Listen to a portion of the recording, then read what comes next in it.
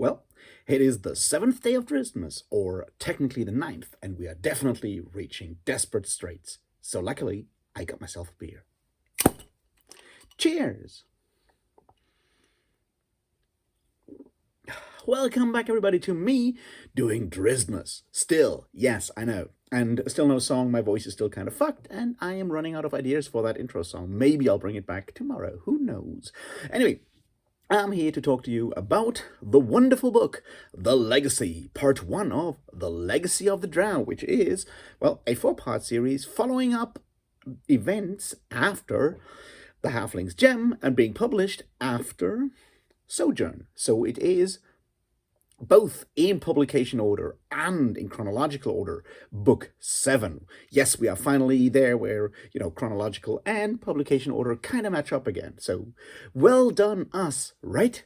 And we'll do the same thing as always. I'll give you a quick synopsis, and then we'll talk about what it does for Dungeons and Dragons, what it does for the Forgotten Realms, and why it's actually a really, really terrible book, which it is, because from here on out, it's only going to get worse. Wonderful, right? So, let's get started. All right, so what happens in The Legacy of the Drow?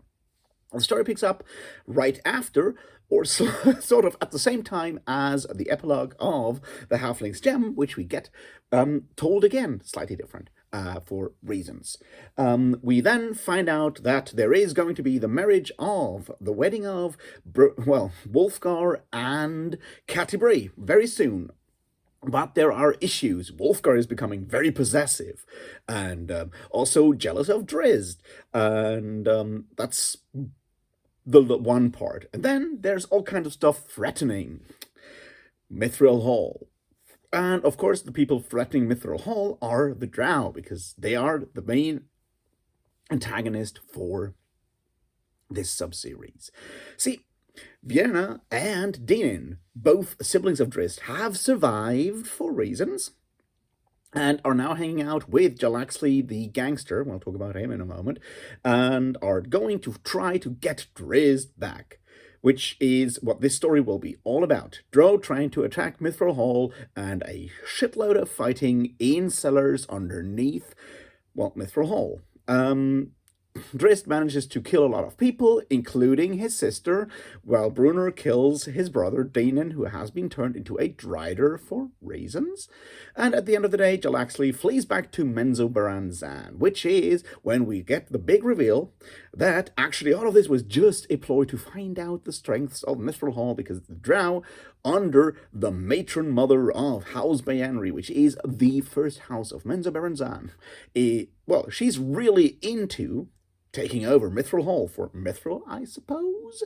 And she's also torturing Brunner's great-great-great-great-grandfather and heir, not heir, like his ancestor, the founder of the clan Battlehammer and sort of the founder of Mithril Hall, which, yeah, that's that part. The other part is, of course, that Regis is in fact not Regis, but Artemis Entreri in disguise, using the weird mask that Drizzt was using during the Halfling's Gem, trying to kill Drizzt again, because we need to keep that whole nemesis thing going for reasons. So, there's also Drizzt fighting Artemis Entreri to save the actual Regis, and Artemis Entreri is sort of in league with the Drow. It's all a bit of a mess. But that's basically the plot. So Drizzt and Regis go down into the cellars, into the tunnels. Drizzt finds out that Artemis Entreri is in fact Artemis Entreri, not Regis. They're gonna fight a bit, and then there's a bunch of Drow, and they kidnap them. They fight a bit more, then they run away. Then they help each other because Artemis kind of really wants to fight Drizzt for reasons. And then Artemis gets kicked off a cliff, and Drizzt fights some more. Meets up with Brunner and Catti, and they fight some more, and they go back. Oh, and of course, I did not mention that Wulfgar dies during all of this. He figures out, they get attacked by a monster, and he sacrifices himself to save Catti after, before that being a bit of a dick to her, and trying to maybe kill Drizzt, because he's a bit of a dick to him as well. We'll talk about all of this in detail right now, because that's all that there is within this story. You have the plot, it doesn't make any sense, it's just people going downstairs into the tunnels, fighting a bunch, and Wolfgar being a jealous dick, and Regis being, well, Regis being somewhere while Artemis Entreri is pretending to be Regis. Great, right? You're excited for the next one, aren't you? Anyway, let's get to the whole structure and the usual stuff.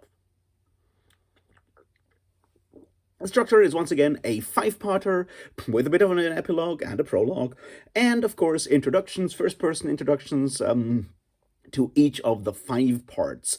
In these introductions, we also learn that there's apparently trickle-down economics going on in the Forgotten Realms, because wonderfully, Bruno Battlehammer, becoming rich as fuck with Mithril Hall, has promised to use some of his money to uplift the people around him. I guess that's because he doesn't have to pay any taxes, but I am not quite sure.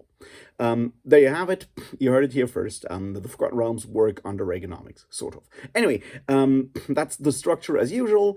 First part sets up the whole thing, the conflict between Drizzt and Wolfgar being a bit of a dick, and of course the Drow slowly making their way up. And then there's just basically just fighting down in the tunnels for the rest of the book, which becomes somewhat tedious, to put it mildly. All right, so let's look at what this book does that counts as working, introducing new Dungeons & Dragons features and so forth, and then we'll talk about all the other issues with this. Well, this one's about dwarves, and it's about classes.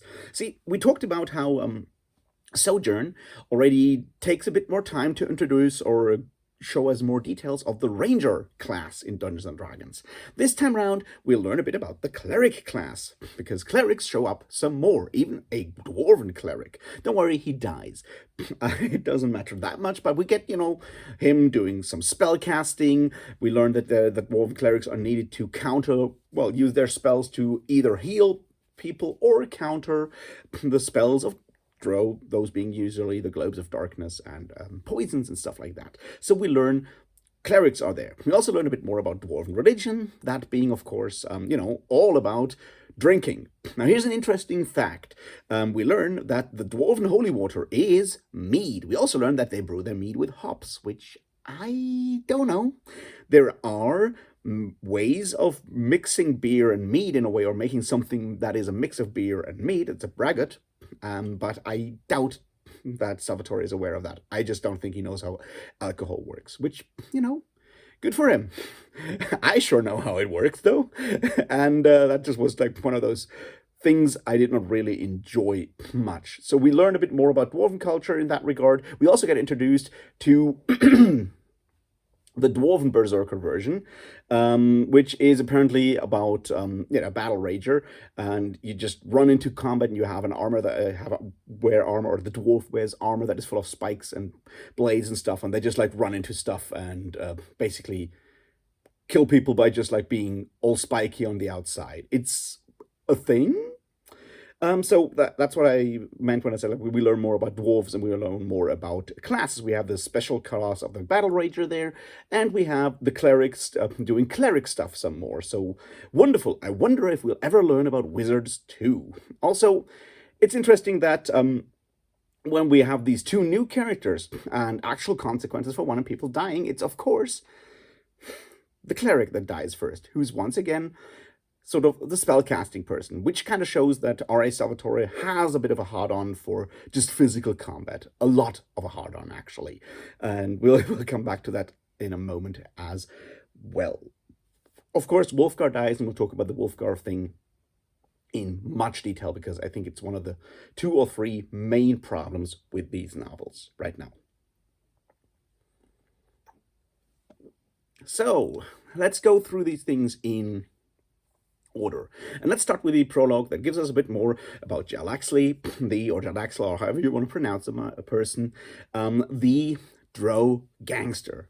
And I'm using the word deliberately here. See, he was introduced in Exile, the second Dark Elf trilogy book, and he's a bit, he's a renegade. He runs this mercenary company in Menzoberranzan, and he's kind of cool, sort of, but there's an issue here. See, we've talked about the fact of well, Drow being dark elves, having very dark skin, some say black skin. We also talked about how Drizzt was called a black elf in the second book in Streams of Silver. And we've talked about the fact that there is a long tradition or a long conflict or question over, over the question, how racist are Drow?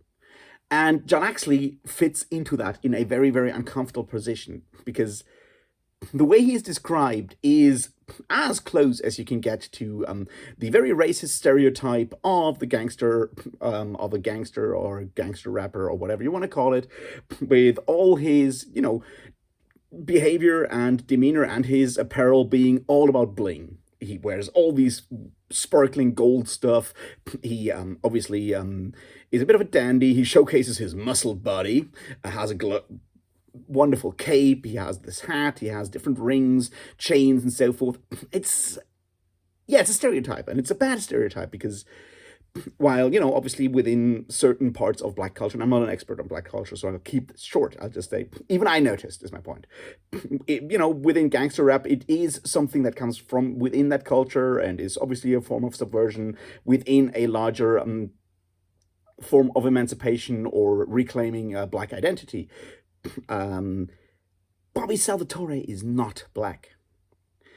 Him writing a caricature of a 90s gangster is racist at the end of the day. I once again don't think it is something that was done on purpose. It's just like taking all these images, not understanding the cultural background, turning it into something that you want to laugh over or find funny, or at least, somewhat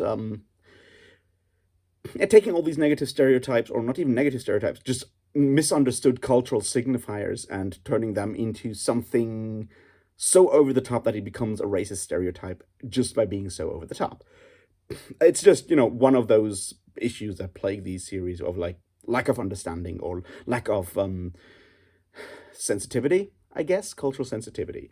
It's sort of, I don't want to call it cultural appropriation because we're talking fantasy itself, but it edges very close to it. It edges dangerously close to cultural appropriation. So that's the first issue that we need to talk about. Now, let's talk about retconning stuff, and then let's talk about love. See, there's an interesting thing, because the first chapter of this novel features Drizzt coming back to Mithril Hall from Silverymoon, and he meets up with Catti-brie and has a conversation with Catti-brie, and Catti-brie asks him if he will be there for the wedding, and seems to be bothered by something. It's setting up the larger conflict that we'll be talking about mostly throughout this video. And then they walk back to, Mithril Hall, and we have a scene where Drizzt then walks into, the place with Brunner, and then Regis comes in as a big surprise for everyone. And before that, we already have, a conversation between Drizzt and Wolfgar that is apparently somewhat loaded or with tension and so forth. Now, why is this interesting? Because the epilogue of the Halfling's Gem features Drizzt coming back and Brunner talking about the wedding that is going to be prepared, and then Regis running in. And this is significant because there's slight alterations between these two descriptions of basically the same events. One, we have that meeting between Drizzt and Catti-brie being added, obviously something that Salvatore did not think about when he finished the Halfling's Gem, because he's certainly not been been above building cliffhangers and building all kinds of teasers for upcoming books into his epilogues, right? He's done so with the Crystal Shard, which ends up with everyone going on their way to Streams of Silver, and Streams of Silver ending with Drizzt and Wolfgar getting on their way towards reclaiming or saving and rescuing Regis. So he just didn't think of that back then, because he went and wrote a prequel series first, so probably had no idea where all of this was going, whether there would be more Drow books or not. So I get it that he takes this scene and rewrites it, but he now adds that tension or that foreshadowing for the conflict. He builds in that tension between Catti-brie and Wolfgar, and apparently then also between, Wolfgar and Drizzt coming up.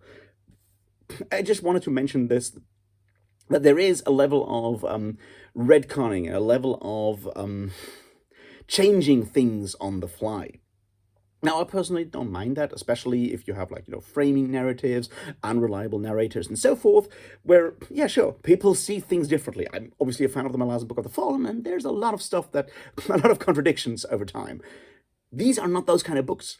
These don't have an unreliable narrator. Well, maybe Drizzt's first-person narrations at the beginning of each chapter, but they're not set up to be unreliable or anything of the sorts.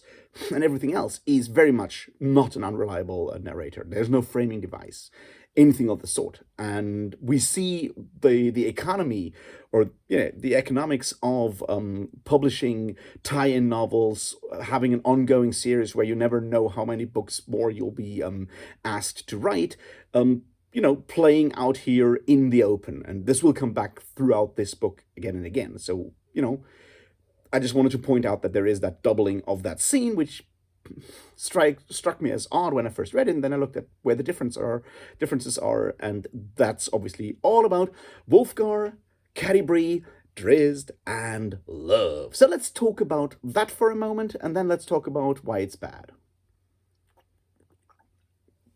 All right, something I did not talk about when we had the third day of Drizztmas and talk about the Halfling's Gem, was the hint that maybe, just maybe, Catti-brie would have fallen for Drizzt if he had asked back in the days before Wulfgar became Wulfgar. Now, we'll not talk about the fact that she was like 16, 17 at the time, and Drizzt already like 50 or 60 because he's an elf. Let's ignore all of that for now. There was a hint that there might be a possible setup for a love triangle thing between Wulfgar, Drizzt, and, Catti-brie. And why, obviously, it would be great if Wulfgar and Drizzt would pair off and Catti-brie would be left alone to pursue a life as a deadly archer. That's not what this kind of story is about, is it? But there is something interesting going on. Because I want to mention that near the end of the Halfling's Gem, there is a scene that Wulfgar is not aware of because he's outside, guarding the gateway, and Drizzt is saving Catti-brie from the plain of Tartarus.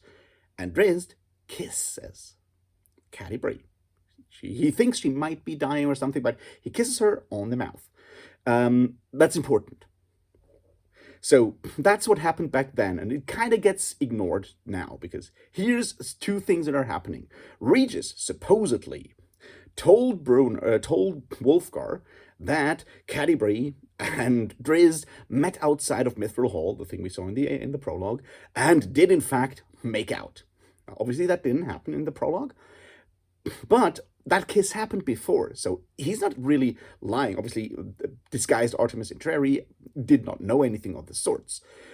And that's kind of where the whole story that evil Artemis Entreri made Wulfgar jealous and mad and tried, to set him against Drizzt, made up a lie, falls down, because it's not technically a lie. It's just like no one knows about it, which does kind of shift the goalposts for me here, shifts the post for me a bit here. I just wanted to point all of that out because it's messy and it doesn't go anywhere. The main thing that, however, will happen, and that's sort of weird, is that Wulfgar becoming more jealous also becomes way more of your classic toxically masculine macho. He's pissed off that Catti-brie wants to go adventuring, wants to go fighting and doing all these things, which he never was before, never at all. And it is not even said that Regis kind of turned, Artemis Entreri turned him into that. That's just like Wulfgar's barbarian heritage coming back. And this is something I really want to talk about today because I think it says a lot of interesting things about these books, about the things these books are allowed to talk about, and about the people who read these books and what they think. So let's lay all of this out. See, Catti-brie, as a woman, wanting to go her own way and do her own things and be a, fighter and so forth, that's a great idea. We need strong female characters. Having a conflict set up where her soon-to-be husband is worried for her or protective of her, or, just of the opinion that women should be staying at home and hearth and be a helpmeet and so forth. There's a conversation to be had here that could be explored, the problem, the idea of that. Now, here's where all of this kind of fucks up, right? See, it's not a general thing. It's apparently only the barbarians of Icewind Dale who think that women are property and thus need to stay home. And it's explicitly made clear that this is Wulfgar returning to his barbarian roots and cultural roots and trying to and in this moment when he's about to get married, which is fucked up in a lot of ways. I mean, first of all, it's not like gender equality has been established in the civilized parts of the Forgotten Realms. No, it's not. The other part is, it kind of, we talked about how the barbarians, especially the barbarians of Icewind Dale, are very Native American coded. Now we have that narrative of Wulfgar being taken by force to Brunner to be turned into a civilized person. Now, I can't call the Dwarven Mines in Icewind Dale a residential school, but the narrative of having to take a promising native person and teach them civilized ways rings somewhat off to me, sort of, right? Once again, I don't think this is an explicit allegory or anything of the sorts by R.A. Salvatore, but it is a sort of a story that is kind of, it resonates in that regard, and that's kind of fucked up already. The next part is then to blame Wulfgar behaving like every toxic male out there right now, every alpha male, every man with, no matter which kind of religious background, conservative background, and so forth, he behaves like all of these people. But it is tied back to his barbarian roots. Barbarian obviously being a negative word here, and one that is, once again, in the specific case, very much native coded. That's racist and fucked up. And wrong, as we already mentioned, because, native culture is much less brutally patriarchal and sexist in a lot of ways, or was much less that than white Christian culture at the same time. So it's wrong, and it's racist, and it's bad. And that barbarian narrative in general is really fascinating because obviously Wulfgar's tribes are now living in Settlestone, rebuilding the town, living there, living a very specifically, sedentary lifestyle, living there, becoming civilized and so forth. But they are still called barbarians. And that's bad because it kind of shows that in the minds of R.A. Salvatore, these people are barbarians by race, not by culture. And that's fucked up. That's fundamentally fucked up. And this is sort of how all these things tie within this story that make it so problematic, which take the idea of having a narrative of a strong female character wanting to, have the right to be herself, be the same things that all the men have the same opportunities. We can take this narrative and twist it around to turn it into not to put a finer point on it, a very right-wing racist narrative to, attack a culture instead of acknowledging that it's a general problem. And this is something that I think, we see a lot when just because someone writes about a supposedly strong female character wanting to do her own thing doesn't mean that they are, in fact, feminists, that they are, in fact, for gender equality. It can also be done in a bad faith way, as a racist attack or, a transphobic attack right now. So beware of this kind of narrative. I just wanted to point out all these elements that play into that. But this all leaves a very specific question. And that question is, of course, why? Which brings us back to our good old favorite. This is power fantasy and fan fiction. Now, see, back in the day, when these books were commissioned, the first ones, they were commissioned as a trilogy, the Icewind Dale trilogy. And having, Wulfgar sort of fall in love with Catti-Breen, all of that stuff made a lot of sense. Throughout those 3 books, we could, however, observe, and I talked about that, how Drizzt was slowly turned into the absolute main character of these stories.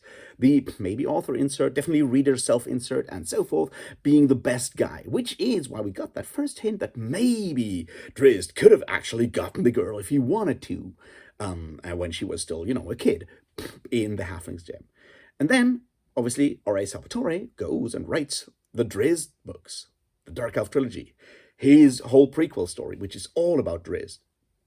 And at that point, Drizzt is the main character, which means he has to get the girl. Back in the day, there was that hint in, at the end of the Halfling's Gem that Drizzt would in fact kind of start a friendship or even more with Ilastriel, ruler of Silverymoon. And we get the callback here, right? He comes back from Silverymoon to, the wedding. And so we have that callback. And then in one of the first person narratives, the introduction to one of the parts, Drizzt explicitly says that there is nothing between him and Ilastriel. They are not fucking, and they're not in love. So we have to take that one off the page, because apparently no one was really interested in Ilastriel at the time, or, marrying Drizzt to a well-known, different Forgotten Realms character, or, tying them into a relationship with a character that is not an R.A. Salvatore creation was not possible, or, you want to keep it all in the family, so to speak.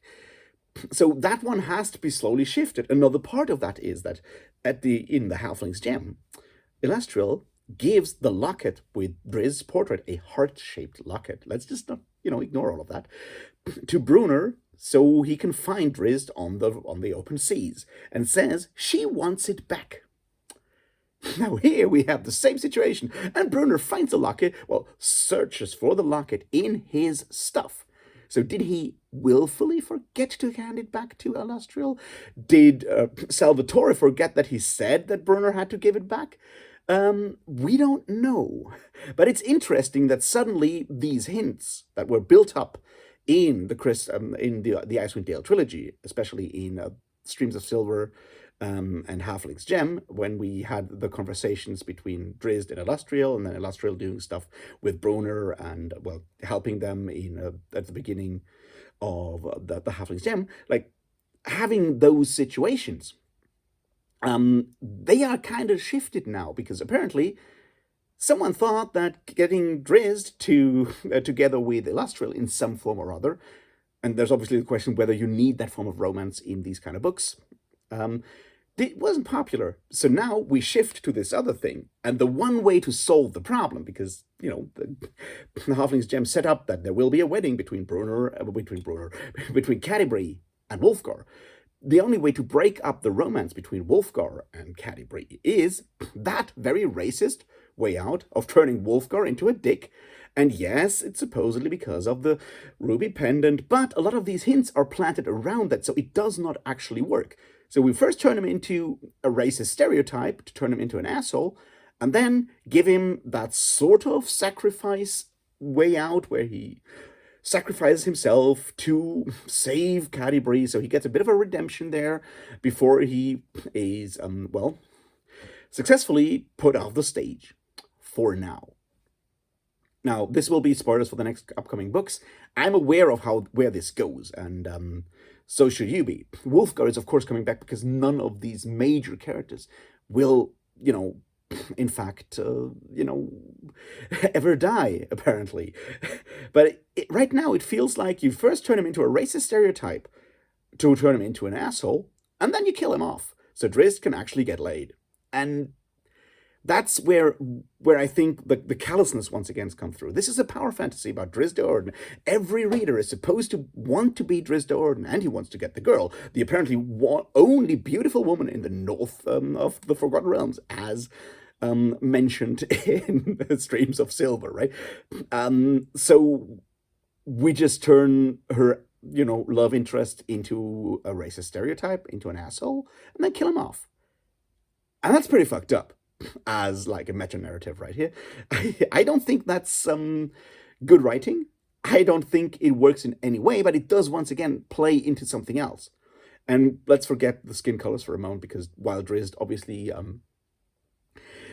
is dark-skinned, and Salvatore even used the word racist in this book, as a quick aside, for a point that doesn't make any sense, where the result is like, Drizzt saying, I said I will no longer kill people that have the same skin color as me, so my solution is to kill just people of every skin color, because otherwise I would be racist. I'm not sure if that's, the kind of tenet I would like to live my life by, but here we are. Anyway, my point is, Drizzt, as a self-insert character, and the character that every mostly white 14-year-old boy is supposed to be identified with, wants to get the white girl. So we take the native coded guy and turn him into a bad guy.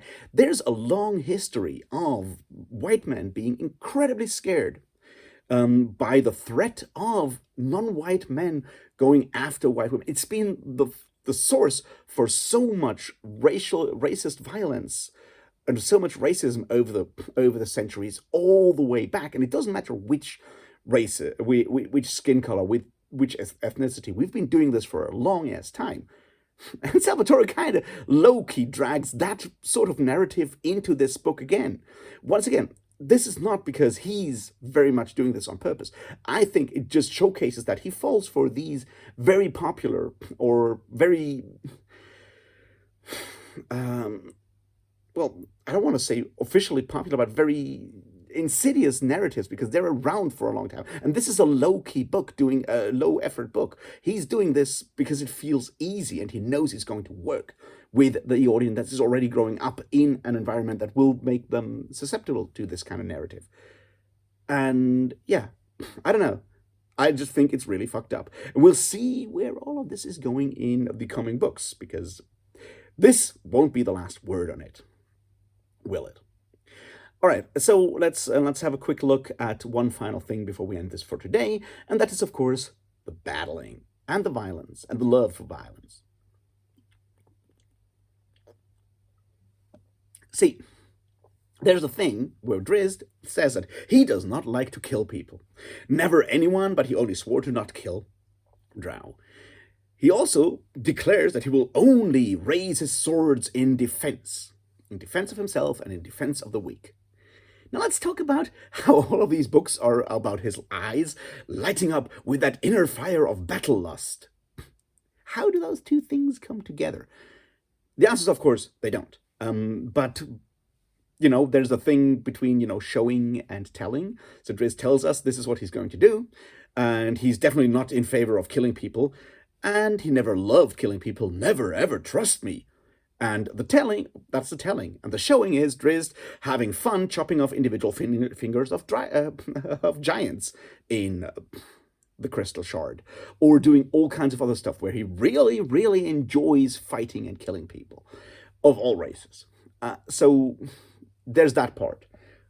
Then there is, of course, the Dwarven Toy, where they basically build a huge steamroller to squash goblins. And we get a lot of descriptions of how funny that is and how much fun the dwarves are having by just killing all these goblins, by flattening them.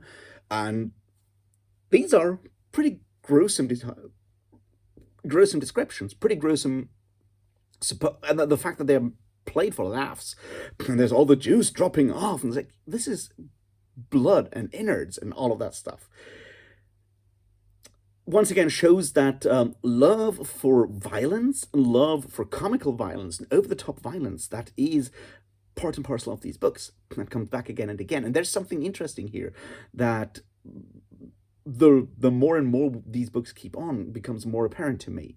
And that is the way violence works, the way combat works within these books is incredibly over the top. It is cartoonish to a ridiculous level, especially when we talk about the kinds of acrobatics that are built within the combat, in these endless battle descriptions, these endless fight choreographies that make no realistic sense whatsoever.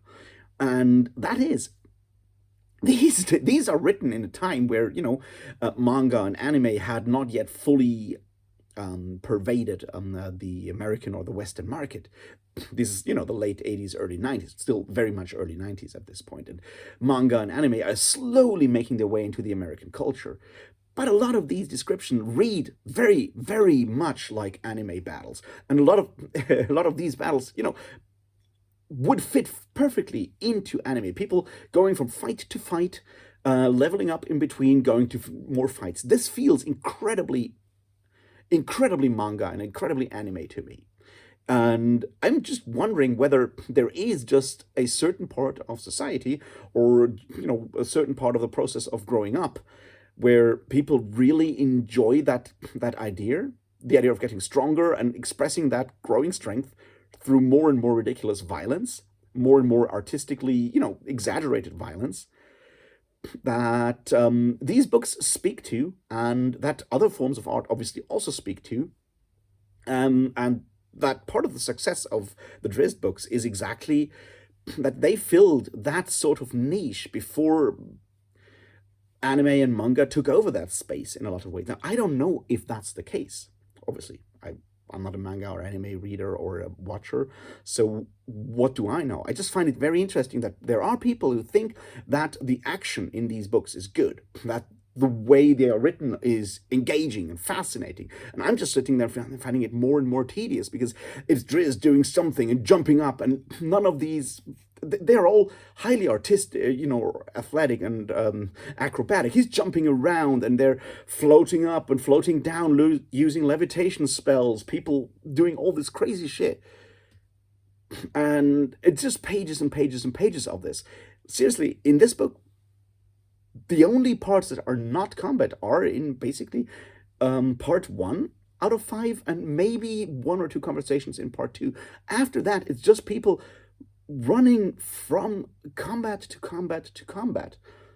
And I'm just wondering who's interested in that. I mean, it feels more like Dragon Ball than anything else at this point. And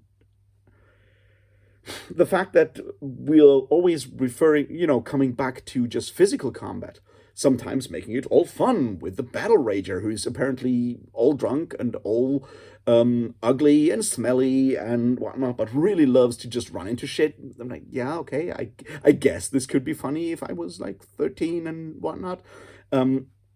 Whereas the cleric who does cleric spells gets killed off again. So once again, it's just physical combat in more and more weirdly contorted situations where characters do more and more unrealistic things. But there's a market for it. And that's the other part that I find interesting here, that these power fantasies are about physical prowess.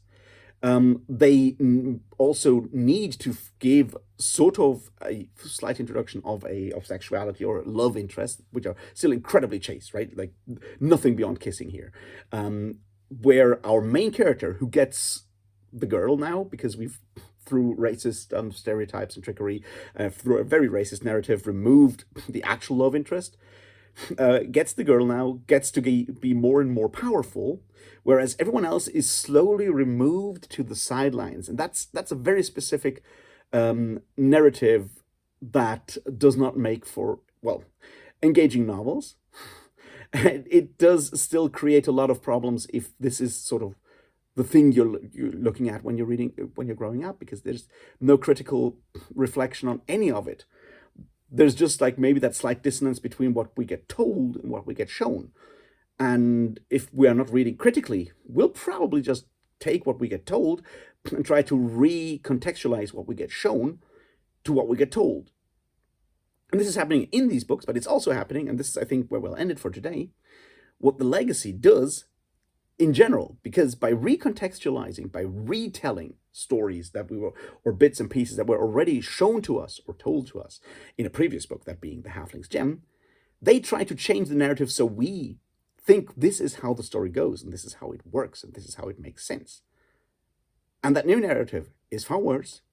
As I said, it's racist, it's still sexist, and it leads to incredibly dark and boring places, alternately, in the upcoming books.